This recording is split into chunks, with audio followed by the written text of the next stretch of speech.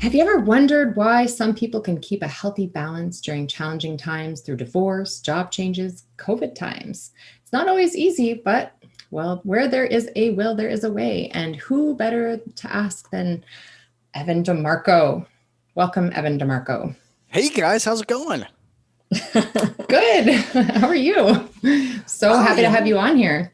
thanks for so much for having me. So Go ahead. people often get so caught up in their challenges and traumas and freeze within these challenges and traumas and say they'll wait until everything is running smoothly and perfectly before they start to take care of themselves. But why is it that some people can find the balance within those challenges and some people really struggle? And I turn to you because I listened to your podcast, the Complete Human, and you have so much to offer in terms of finding that balance in life and through challenges. So tell us a little bit about yourself and your worst or biggest challenge and how you found balance within that.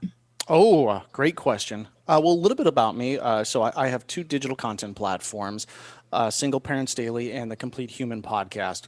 Single Parents Daily, excuse me, was really born out of a cathartic need to really make sense of my divorce.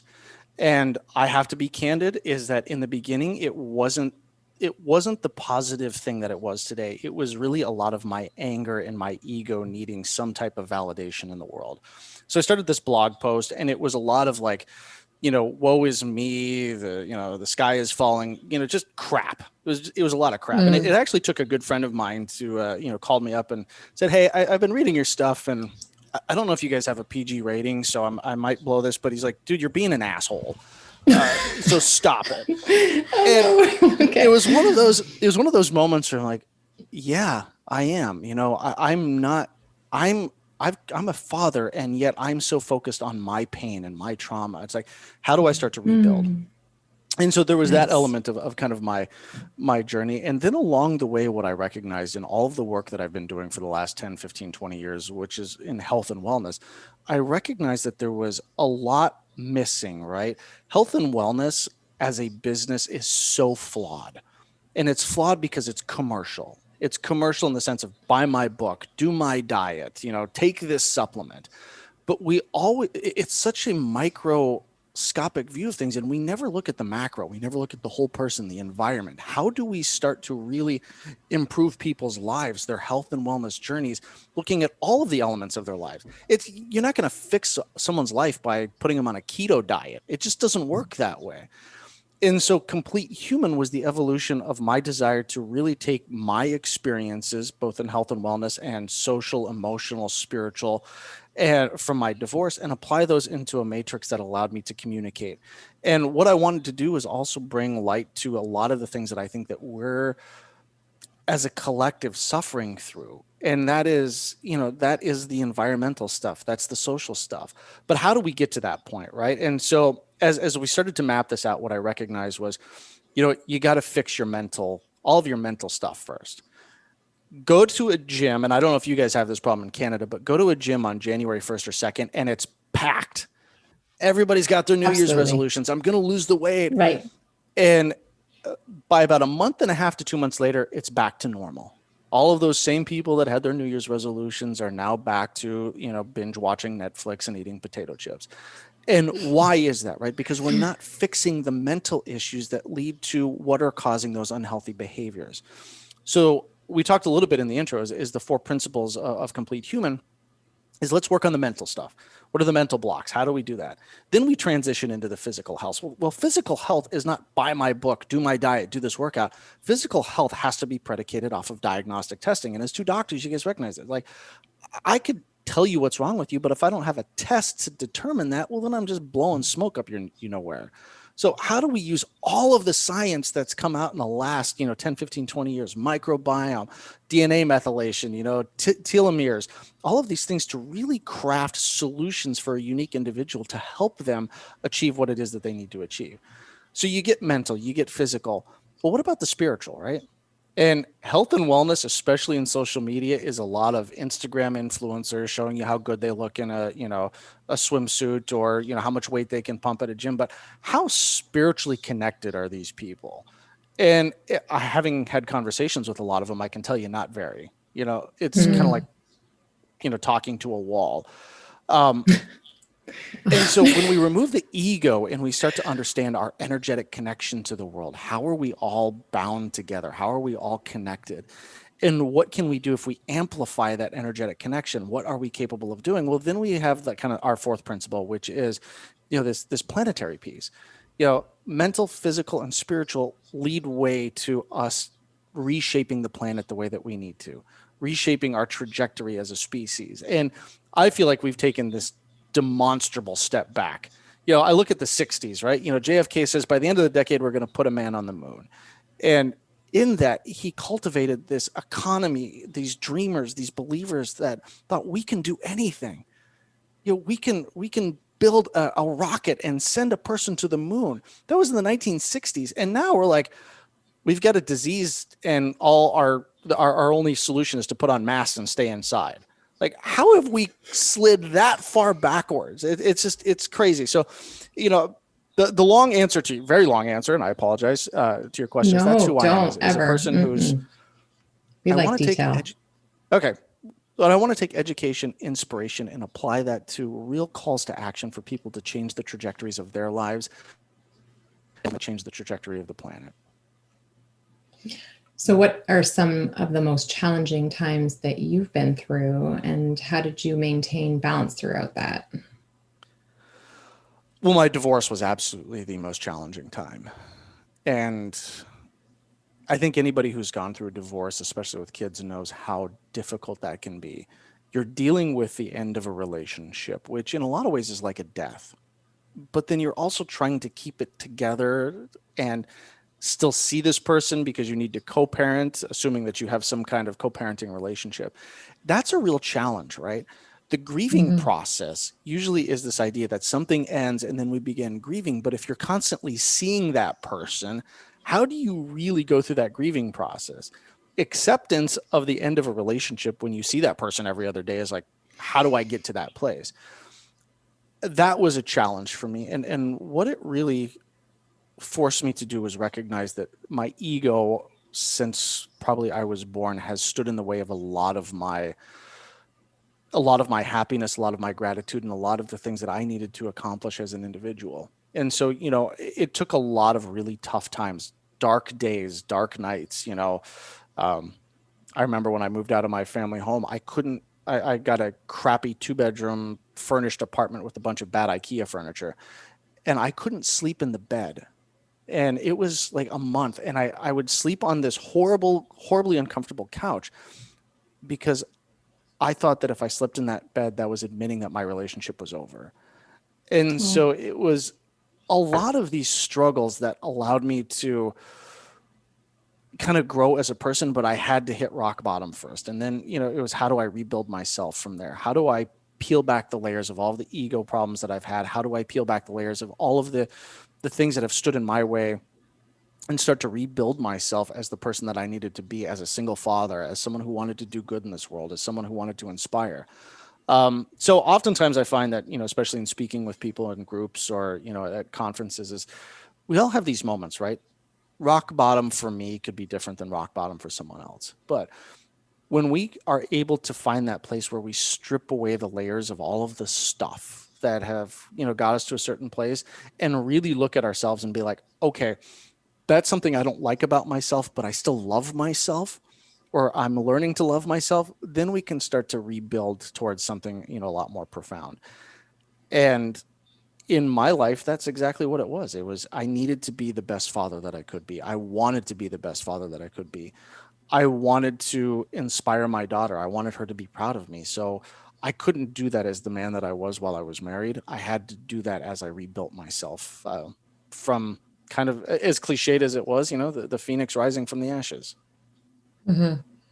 Yeah. And it really took that kind of challenge for you to wake up and, find the best version of you, right? Yeah. Even collectively. Oh, sorry, go ahead. Well, in the best version of me, just like all of us, is it's fluid, right?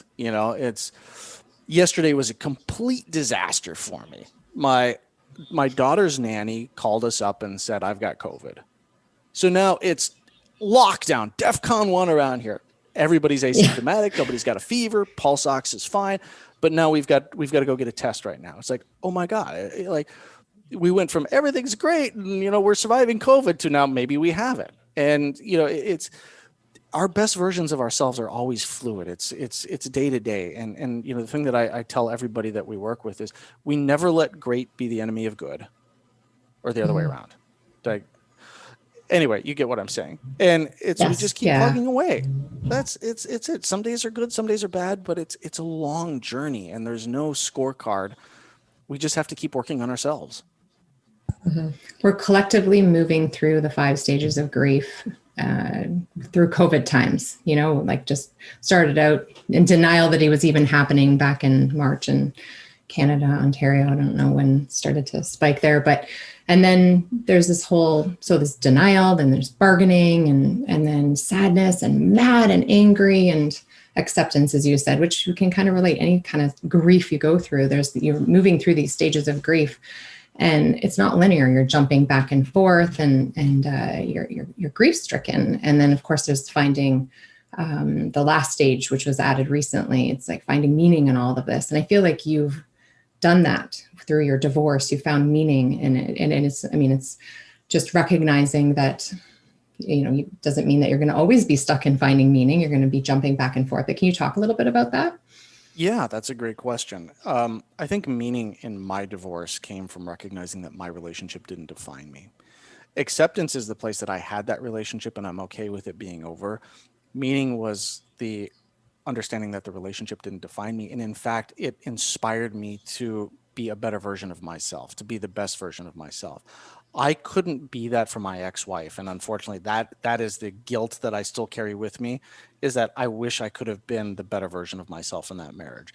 But by ending it, it allowed me to really start to uncover a lot of the fundamental flaws in myself, in my character, in a lot of the issues that I really have been carrying with me since, I was a kid, and understand that, okay, this relationship was so important for my growth. Now, we oftentimes look at relationships, and I love M. Scott Peck's Road Less Traveled, where he says, true love is nurturing someone else's spiritual and emotional growth. Now, in my case, true love, it took my divorce to fall in love with myself and nurture my own spiritual and emotional growth. I wish I could have done that in my relationship, but I couldn't. So yeah, I think, the meaning was relationships are going to come and go. Our life expectancy is increasing. And I've talked a lot about this on my podcast. I get a lot of crap for it, but is the modern day relationship dead? And I kind of think that it is. If we're all on our own spiritual and emotional growth journey, we're going to change. And so if I live to be 150 and I'm 41 right now, and I get married today, I'm with someone for over a century. Like, think about that. That is a long time to be with someone. I don't like anybody that much. So how do we reframe relationships in the context of, I really want to be with someone? We're all human beings that crave connection, but I don't want that relationship to limit my own growth, and I don't want that relationship to limit someone else's growth. So it's kind of the acceptance and then kind of the meaning of all of this is that maybe we need to really reframe relationships. And so I go into every relationship, friendship, intimacy, romantic, whatnot, thinking that it's like, I don't have this, they lived happily ever after. I have this, I am really, enthralled with this person and I want to help them grow as much as possible. And as we continue to do that together, we grow. And the second that stops, then we have to reevaluate and say, okay, maybe it's time to shuffle the deck a little bit. I read a meme recently that said something like, don't marry because you're in love with the person. Marry the person because you're going to grow together. Like, if their person's open to grow with you, then marriage could be a successful, endeavor. So I think it's interesting that you're talking all about growth. I think that it's not that marriage can't work out. It's more just that you have to be willing to grow together, not apart, clearly. That's right, and it's not your fault that it happened. It was just that you guys weren't necessarily in alignment in your growth path, right? So just recognizing that. I think for everyone, it's a different path, right? So what your path is maybe different than someone else. And the traditional paths have been not so empowering. Like, you stay in the relationship because you have to and you're a martyr. Just tough it right? out. You Yeah. tough it out. Mhm. And we're in this modern day society where you don't have to do that anymore. So there's, hence, I don't actually, do you know the statistics for divorce rate? 50%. More than It's 50. over 50% in the United States for more first than 50. divorces. Okay. If you get married a second time, it's 64%. And if you get married a third time, just forget about it. Go get your marriage and divorce Why bother? certificate Why at the bother? exact same time. Yeah. It's, Yeah. there's no point. Yeah, it's pretty bad. But and think of this, right? Marriage was an archaic institution. It was like, okay, we needed to combine forces for this village. I'm going to marry off my daughter in exchange for 2 goats and a farm chicken. Like, it's an archaic institution, but you got married at such a young age, right? So you get married at 15 or 16. Your life expectancy is 35. If you don't like the person, which chances are you didn't, well, you're dead in 20 years. Like, I don't have to live that long. Now think of it that way. Like, if I get married when I'm 20 or 30 and I live to be 100, that's a long time to be with someone. So the fundamental nature of our lives have changed. And people look at like these archaic institutions as a paradigm for how we should be living our lives. And our lives, it's not that I'm down on marriage. It's not that I'm down on relationships. I am up on growth. We constantly have to grow and evolve. That's our job here on this planet. Inspire others, figure out what we're made of, experience all the form and splendor and beauty that this world has to offer. And do that in a way that's it's not so egocentric, right? It's like, do something not because you're going to get likes on Instagram, but because you really want to do it. And if you find relationships that allow you to grow the way that you want to grow, embrace those, go with them as long as you can. If you don't, there's no harm in saying this relationship doesn't serve me anymore. And we tend to think of that as selfish, but it's not. It's self-love. And we need a lot more of that right now. You talked about COVID. We're going through all of this. There's going to be a severe PTSD problem because of COVID in the future, right? And like, how are we going to deal with that? Are we going to go back to the traditional method of, well, here's your pharmaceutical intervention, take some Prozac? Or are we going to really look at how do we heal as a planet? I talk a lot about plant medicine. This could be the great emergence of, ayahuasca for the world. It's like, we need a serious spiritual shift. And if it doesn't happen, we're going to be stewing in this for probably decades. Yeah, it's finding ways, though. You know how you talked about your morning routine, which sounds beautiful. You wake up, you brew your coffee, you have your sauna, you jump in the cold water.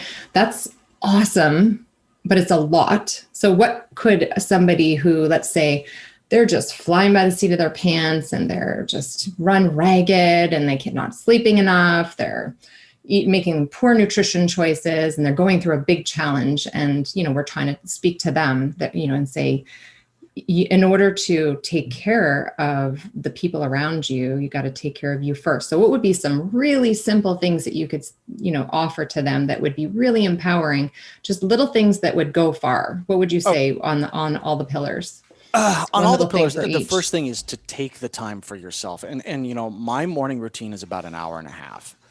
I love it. I remember I hired an employee, and we were having this conversation one time, and I was telling her what it is that I did. And she's like, I just don't have time to do that. And I'm like, you have nothing but time to do that, because you can get up and you can start, responding to emails, and you can start, doing all of the things that you think that you need to do. But if you don't take the time for yourself, what are you doing all of this for? So my biggest thing for people is take the time. Maybe you don't have an hour and a half. Maybe that's just not in your cards, but take a half an hour, right? And find something that is specifically for you. Read a book, journal, meditate. The most important thing that I can tell someone is do not get out of bed and look at your phone. That is the biggest thing that I can tell people. Now, and we do this, right? Like, what do you guys do? The first thing that, what's the first thing you do when you get up in the morning? Open the curtains. Okay. Yeah. Sit there, look out, try to get that cortisol awakening response. Shut off your melatonin Honestly. switch, get your, Mm-hmm. So most people don't do that. Mary, what about you? I'm thinking about, how do I navigate getting out of here before my kid gets up so that I can go out for my walk? Because it's a necessity, and it's a must. Like, I will not forego it. Right. Good. Get the fresh air, nature. Yeah. Yeah. And so you're actively turning on your cortisol switch, shutting off your melatonin switch, you're waking up properly. There was a study that was done that it was like 29% of millennials, the first thing that they do before actually going to the bathroom is check their phone, right? In social media.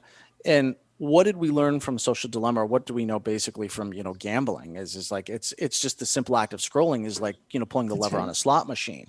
So we're beginning this day in a reactive fight or flight, response.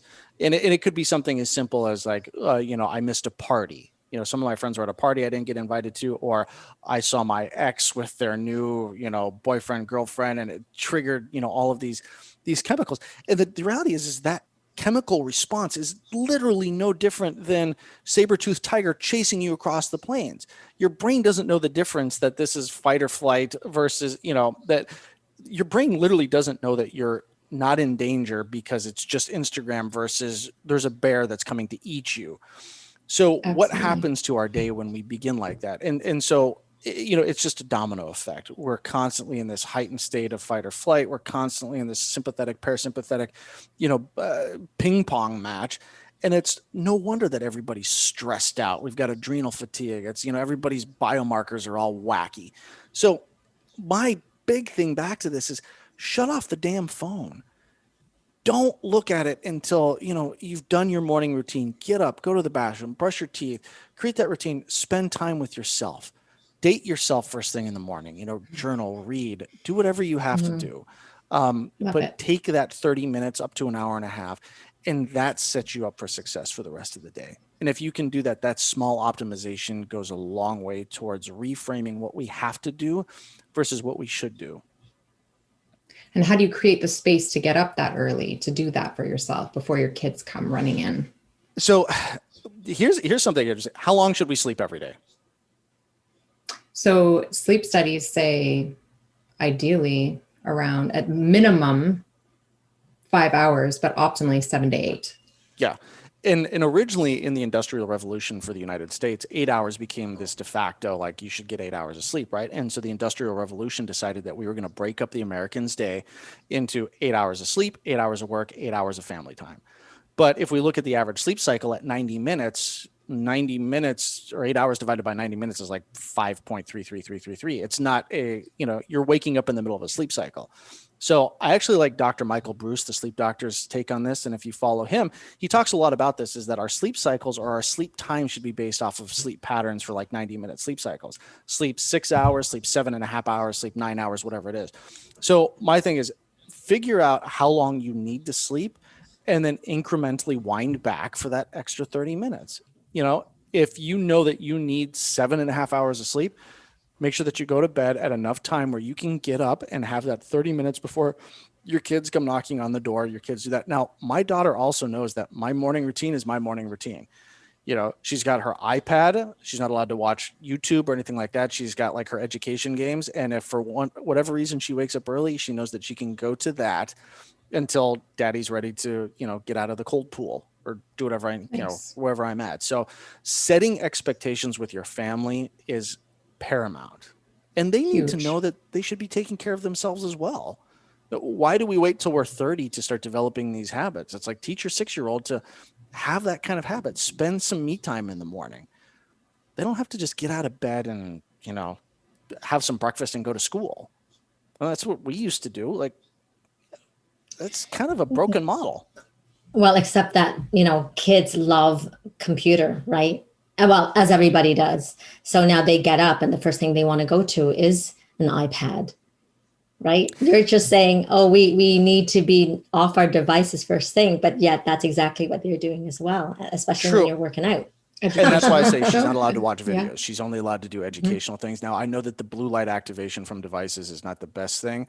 And normally she doesn't do that, right? So it's only on days that she wakes up. So, on days that she doesn't, got it. And this happens like once a month, right? So on days that she doesn't, we wake up, we have breakfast together. I've got this big life journal, which is all just mindset stuff that we read together, and we kind of go through that exercise. And then we begin the deplorable and failed experiment called distance learning.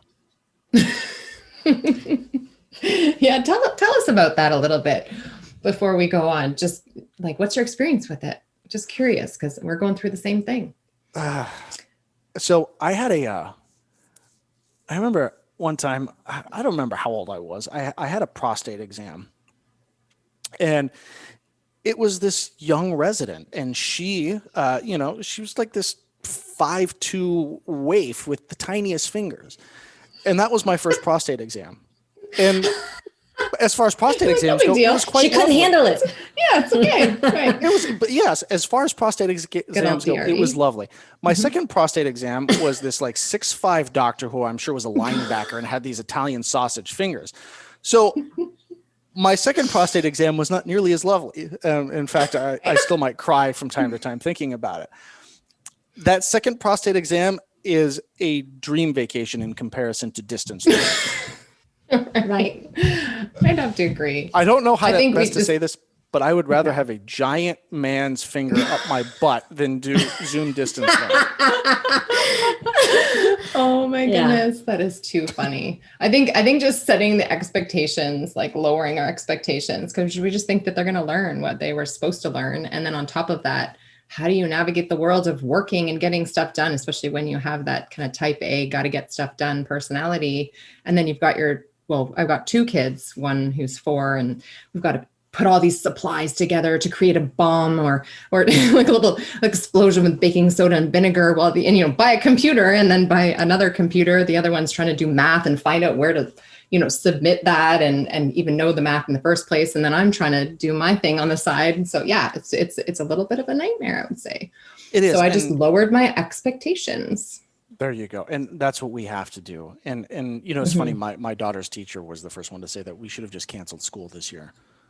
Because we're forcing kids to try to maintain the academic requirements of school in a way that nobody knows what's going on, right? Teachers were never educated on how to teach through Zoom. They're trying to figure out the technology. The kids are it's great. You can tell the kids that are going to be borderline ADD anyway, but by the ones that have swivel chairs. And just watch this Zoom class, and everybody starts doing this about 3 minutes into the class, right? How do you capture a kid's attention? How do you inspire a kid? How do you even give them the energetic connection that we need? And especially, my daughter's in 1st grade. That's about connection. It's about social skills. It's like this. It's a debacle. It's an epic debacle, and we are going to see the ripple effect of this 10, 15, 20 years down the road. We are going to have a generation of people who are, I think, educationally challenged. Well, my daughter, she's 8. She's actually going to school. She's in a private school, and they are socially distant and they're wearing masks. So it's, even that is, as you say, a debacle, because it's definitely not what it used to be. And so she would come home and say, you know what? I wish I was not born. It's like, or I wish I wasn't born because here's the thing, right? She knows what life was like before COVID. And now it's a totally different thing. And to have to being a young child, wearing a mask all day long, and it's enforced, right? It's hard enough as an adult. I can't imagine it's as a child, and, crazy. And what is this going to do to the way that our kids perceive others? Now, it already has happened to us, right? Where you'll go to the grocery store and you're masked up and whatnot, but you're afraid of people. Like, you see someone and there automatically becomes this distance that separates us. We are now, as adults, we're now taught based off of COVID, and we can discuss the medical, issues of COVID, but we're taught to be afraid of others. What is that going to do to our kids? And what is the ripple effect of them being told that they have to be afraid of someone else? And we haven't really uncovered or unpacked what the psychological ramifications of this are going to be on a long-term basis. But again, we're going to be in some serious PTSD mode for a long time. And I think our kids are going to be the ones that are dealing with it the most. Yeah. So what do you tell your daughter to help offset some of that? Oh, God, that's a great question. I tell her this sucks. Absolutely. Honesty. Absolutely. Yeah. That's the best answer. I'm really sorry that I wish that Daddy could, wave the magic wand and make this all go away, but I can't. And so, we do a lot of hugging it out. It's a lot of, just sitting there on the couch and holding each other while she kind of breaks down. And it happens a lot. It's that this sucks. And we don't know when it's going to get better. We're trying every single day. The smart people are doing what they can. But we just have to be strong. And our motto around here is live, grow stronger, fight another day. Nice. And so, that's how we look at this, is when I never say when this ends. That's the thing. And I think that we've gotten into this habit of like, when things get back to normal, it's never happening, right? This has reshaped so many things, from air travel to vacations, to the way that we interact with people, business. This is now how we do business. It's through the computer. Like, industrial parks are going to collapse. Commercial real estate is a giant bubble waiting to burst. Our future is so ambiguous right now. And so there's this hope, and people still say it, when things get back to normal, it ain't happening, right? So no, it's not. No. We talk a lot about how do we adapt. And that's, I think, the thing that I really impress upon her, is that we have to pay attention and we have to look towards the future while still being present in the moment. And that means just being here and loving each other and being okay with the fact that things suck. But like, how do we adapt? How do we work with this so that we're not one of those people that are just left out in the cold being like, well, crap. Yep. Which is why the other day we were driving to go for a bike ride in the forest, because my 4-year-old has learned how to mountain bike ride because of her determined mommy, and my 7-year-old can do like a little 10K mountain bike riding in the forest, and she'll do a 2.5K, and I've got the bike strapped to my back because I'm determined we can do this, little tyke totter seat. And she's sitting there on the tyke totter after she's done her 2.5K, and she's like, "Mommy, why are we doing this?" I'm like, I didn't know that. I'm like, because we can, because we've got 2 feet, 2 legs. We got to do this to take care of our brains. And she's like, to take care of our brains. Okay, mommy. And just like, they ask such cute little questions at 4 years old. And, on the way to the bike ride, she's, I'm on a phone with a physician friend, and she's like, it was my son. He's like, hey, can you find the cure to COVID so I can hang out with my friends again? Just all these cute little things that come up. But I think what's so important is that we take care of ourselves now, adapting as though this is the new norm, so that we can show up as better humans, partners, lovers, in relationships, parents, so that our kids can kind of then follow suit. We can be good role models, right? Well, the truth is, though, there are some change. We can look at the negative, but there have been some positive stuff is coming out of this. And it's a global signal to have everyone to actually go inward and go take stock, right? And then it's an opportunity to transition and pivot, as you've done, right? Like, I love it that, so in our last episode, we mentioned that you had an injury and you totally pivoted, right? Because you were on a cause to raise money for a charity, and that was going to be through your run. Was that what it was? Yeah, I was going to, and I should have been shot for even thinking this. I was going to run 100 miles. Like, why? Like, that is just, I get tired driving 100 miles. Like, what am I going to do running 100 miles?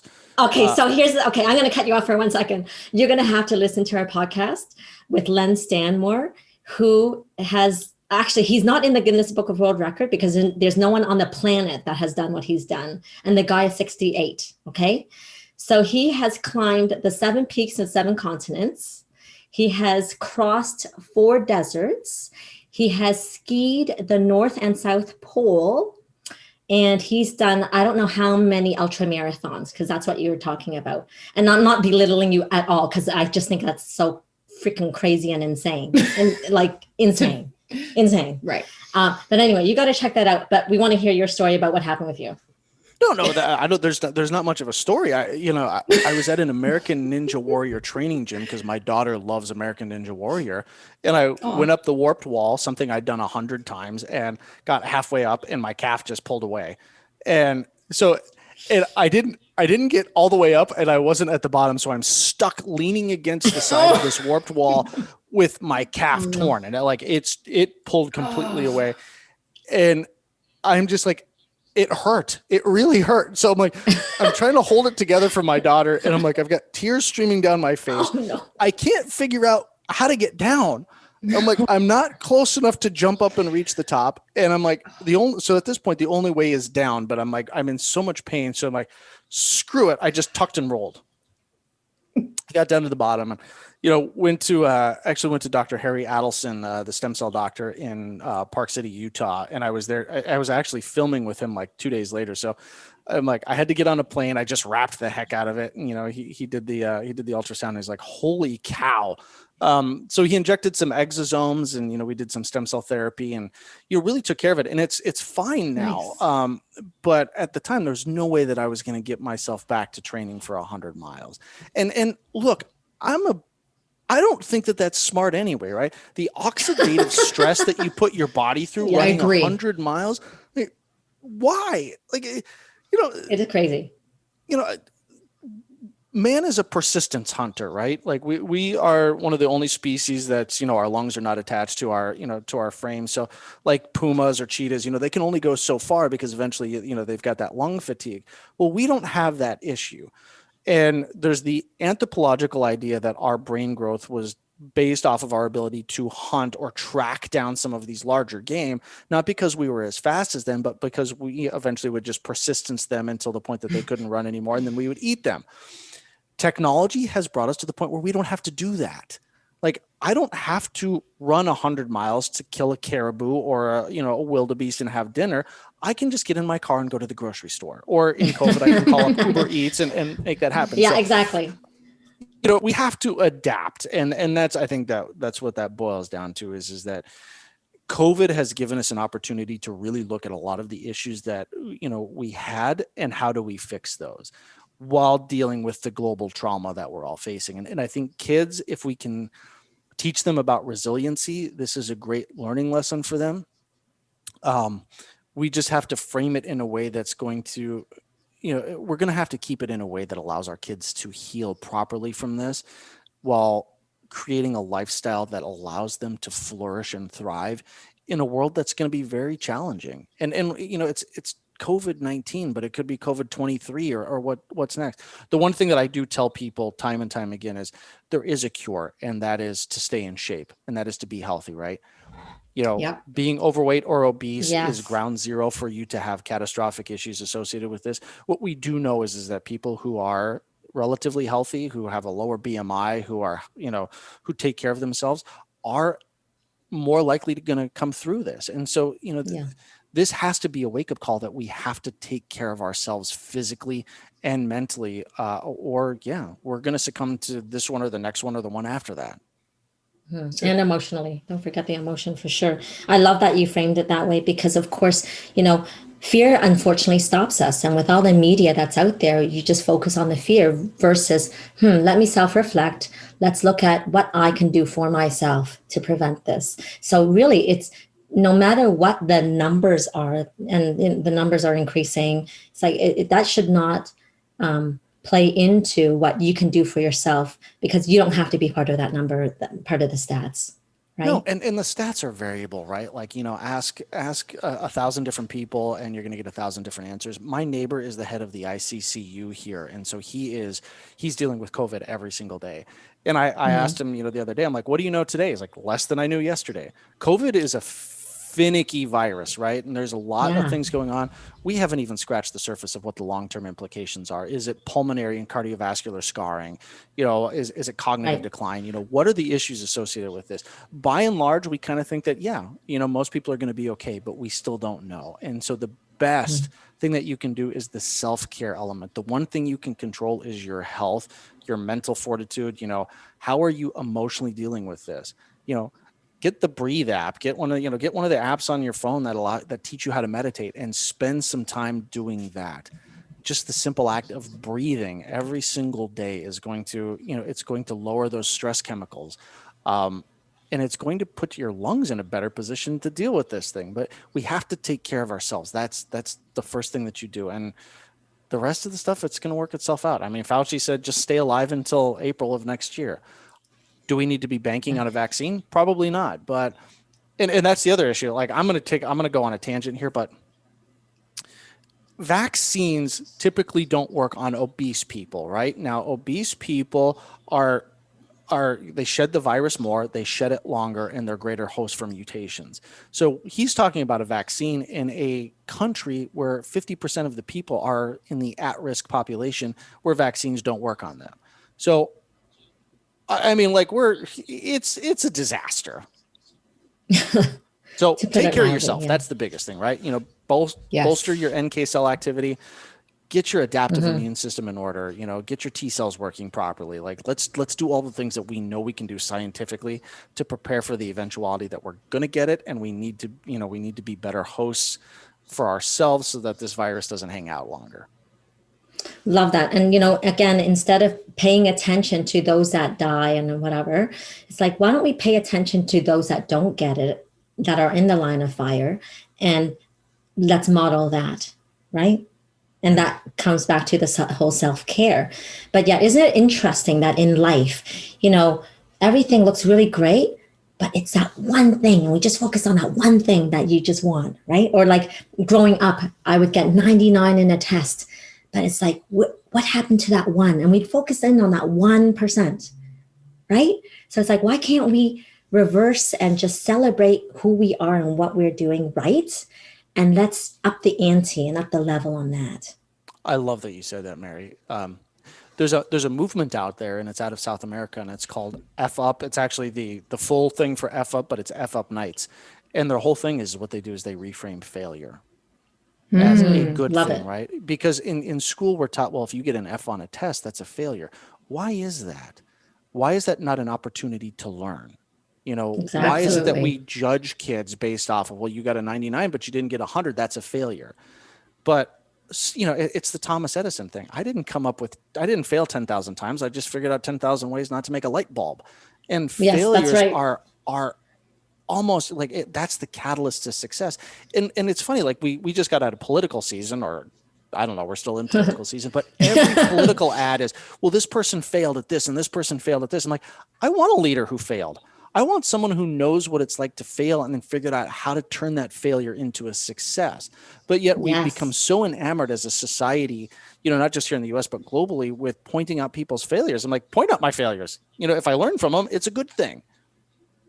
I love it when my son is on virtual school and he's like, I can't do it right. And I'm like, that's perfect, because that's how you'll learn. Yeah. And then even as it relates to patients, when they show back up and they have this guilty, you know, face on through virtual telemedicine and their tails tucked between their legs and they're like, I failed, I didn't do it right. And I didn't lose weight. I'm like, that's okay. What did you do to support you to get here? Did you follow some of the things I recommended? Oh yeah, I did this, this, and this. And like, well, your metabolic parameters are probably, you know, shifting. And the next time we see each other, you will have lost weight. And then they show up the next time they've dropped 10 pounds. So it's the failures that yield success, and understanding how to adapt to that and not get so stuck up on the fact that you're in a challenge, because there's never a perfect life. Like, life is full of challenges. It's always challenged, right? Mm-hmm. And we grow through that. If it was perfect, right? It's been really boring.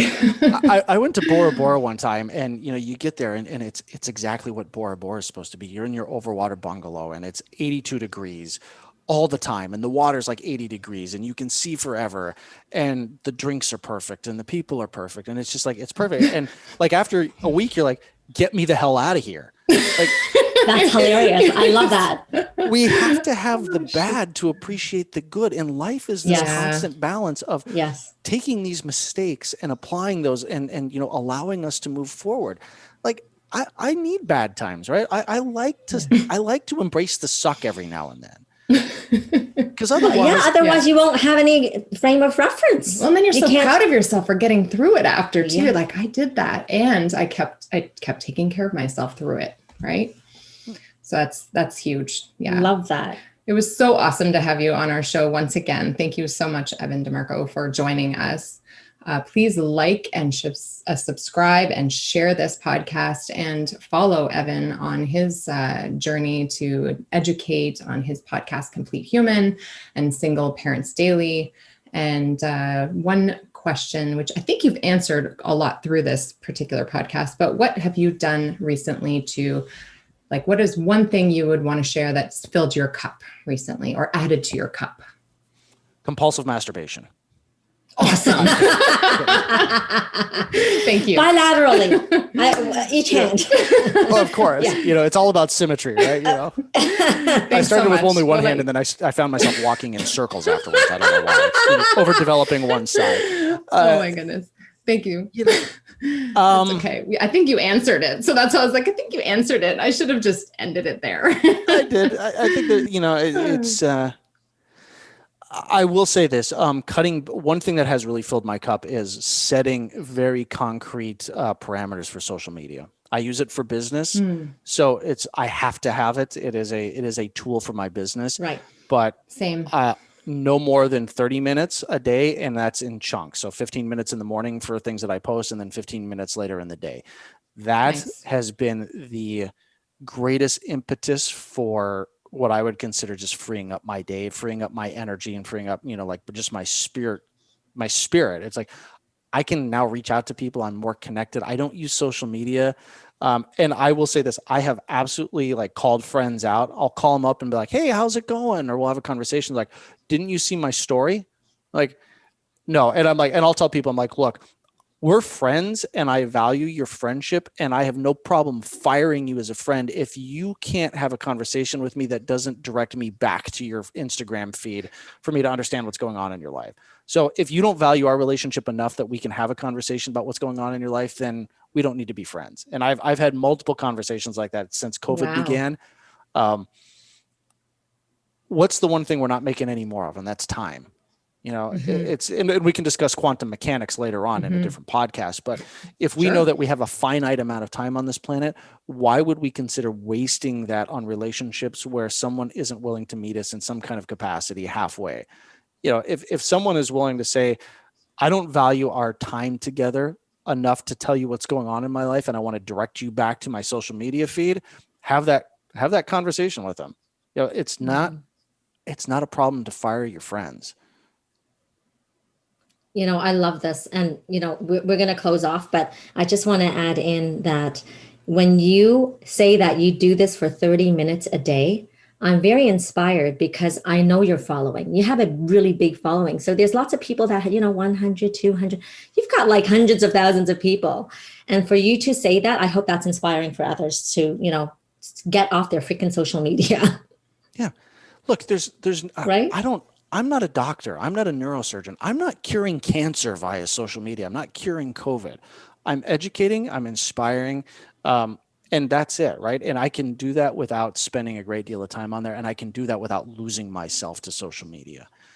As a tool for engagement and connection, it works. As a habit or an addiction, it doesn't work, and we have to reframe that. And I think the best way is to just say, if you feel compelled to utilize social media as a connective tool, great, but limit it. And, and you'll, when I say that to people, you're going to find the ones that have that addiction, right? Because they're the ones that start flop sweating as I say that. They think about, oh my God, only using social media twice a day. If that made your pulse rate go up, listeners, really think about what that social media means in your life. Do you have a healthy relationship with it? And if you're kind of freaked out at the idea of limiting your time, then really recognize that that's a problem. And take the appropriate steps to remove that element of social from your life and focus on it as a tool for connection, not as an addiction. Love it. Connection, learning. Yeah. And lose your phone. Just lose it. Lose it in the house somewhere. Yes. Yeah. Charge it in a different room. That's absolutely 26% of, I think it was 26% of millennials admitted to waking up in the middle of the night to check social media. Yes. I think it's way higher than that. I think it's way higher than any, as soon as they wake up, that's the first thing they go towards. And it's right beside their bed. So we've certainly banished it from my bedroom. I have it in my bathroom. Yeah, that's perfect. Right. So what are the I know we're going to cut off, but if we look at sleep and the lymphatic drainage is kind of our way of dealing with beta amyloid plaques and tangles, that deep level of sleep, which we know is REM sleep, stage 4 and 5. If we're not getting to that because we've got this pathological and compulsive thing right next to our bed that we're checking, what is that going to do to a generation that's constantly doing this, right? I think we're going to start to see Alzheimer's and dementia slowly, the age of that slowly creep down into 40s, 50s. We're going to see an epidemic of that with this generation simply because of these devices. Yeah. Yeah, no, you're That with type bang 2 on. diabetes, the combo, or type 3, we call it, right? So the Mhm. combo is a little bit of a nightmare. So definitely put the phones away, limit your time. And at night, yeah, definitely don't be checking, because that's where you're going to be suppressing melatonin. That's a really important hormone, in addition to preventing those plaques. So thank you so much. It was awesome. Thank you guys. I really appreciate it.